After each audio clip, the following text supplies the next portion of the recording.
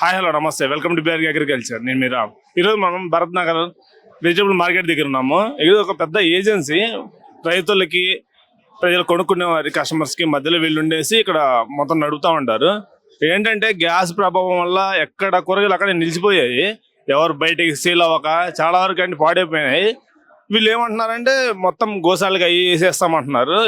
పాడైపోయి ఏం చేసుకుంటారు, పాడైపోయి అటు వేస్ట్గా పడేయలేక ఇట్లా చేయలేక గోశాలకి ఇచ్చేస్తామంటున్నారు. ఒకసారి దీని గురించి దీని ప్రభావం ఎలా ఉంది అని చెప్పేసి ఇక్కడ దీంట్లో వర్క్ చేసే వాళ్ళు ఉన్నారు. మనం కనుక్కొని తెలుసుకుందాం. నమస్కారం సార్. నమస్తే సార్.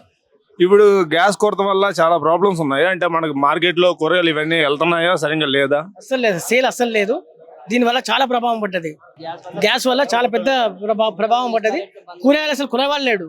హోటళ్ళు, హాస్టల్స్ ఇవన్నీ క్లోజ్ ఉండడం వల్ల చాలా పెద్ద దెబ్బ పడ్డది.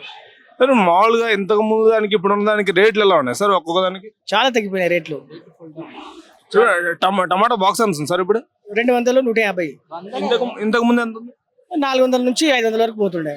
ఇంతకు ముందు అట్లా పోయేది, ఇప్పుడు తగ్గిపోయింది. 50% తగ్గిపోయింది. 50% తగ్గిపోయింది. మీ ఇప్పుడు దోసకాయ ఎట్లా ఉంది సార్ మనకి రేట్? ఇంతకు ముందు ఎట్లా ఉంది? ఇంతకుముందు 20 ఉండే, ఇప్పుడు 10. అన్ని ఆల్మోస్ట్ 50% పడిపోయింది రేట్స్. సేల్ అయితే 80% పడిపోయింది సేల్స్. ఎప్పుడు ఇక్కడ ఫుల్ రద్దీగా ఉంటది, జనం కూడా తగ్గిపోయారు. కూరగాయలు ఉన్నాయి కానీ జనం లేదు. ఎంత ఇప్పుడు 2 రోజులు చూసిన తర్వాత మేము గోశాలకు పంపిస్తున్నాం, అక్కడ వేసేస్తున్నాం, కానీ సరుకులు లేవడం లేదు.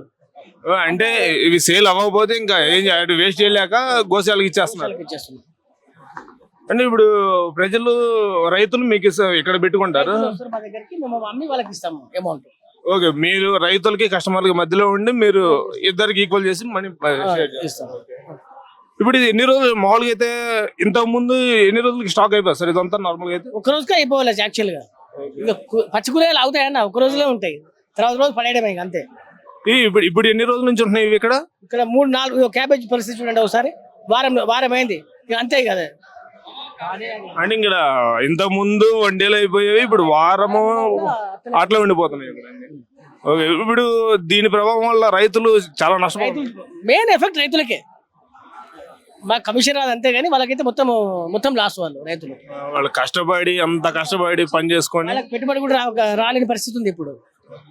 ఇప్పుడు రైతులు, మీరు ఇంతకు ముందు రైతులు తీసుకొచ్చి ఇక్కడ పెట్టేసి వెళ్ళిపోతారా? ఇక్కడ ఉండిపోయి వాళ్ళు మొత్తం పొద్దున వస్తారు, పొద్దున 4 to 7 వరకు సోల్డ్ అవుట్ అయిపోతుంది. అప్పుడు వాళ్ళు డబ్బులు తీసుకుని వెళ్ళిపోయేవాళ్ళు. 10-10:30 కల్లా వెళ్ళిపోయేవాళ్ళు. ఇప్పుడు వస్తున్నారు, చూస్తున్నారు, వెళ్ళిపోతారు అంతే. వాళ్ళు సరుకులు లేస్తలేదు కాబట్టి వెళ్ళిపోతారు. వాళ్ళు కూడా ఇంకా వెళ్ళదులే అని చెప్పేసి వాళ్ళు కూడా భయపడి ఇంకా రావడం. ఇప్పుడు ఇంతకు ముందు ఈ మార్కెట్ చాలా రద్దీగా ఉండేది, చాలా రద్దీగా ఉండేది. ఇప్పుడు జనం తక్కువ ఉన్నారు, కూరగాయలు ఎక్కువ ఉన్నాయి. ప్లే గ్రౌండ్ అయిపోయింది. ఇది ఆడుకోవచ్చు, క్రికెట్ కానీ ఏమైనా ఆడవచ్చు, అట్లా అయిపోయింది. ఇంత పెద్ద మార్కెట్ లో ఇంత ఇబ్బందిగా ఉంది మీకు? చాలా ఎఫెక్ట్ పడ్డది సార్.